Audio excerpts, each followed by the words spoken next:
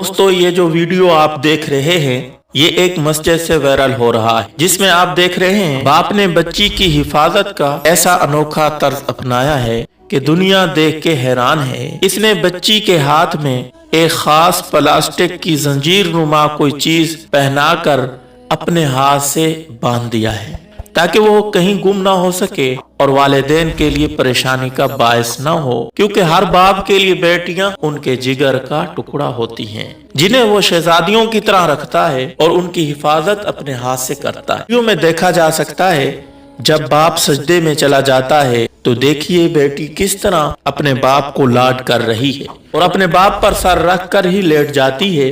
फिर बाप उसको बड़े ही प्यार से एक सेट में करके अपनी नमाज पूरी करता है।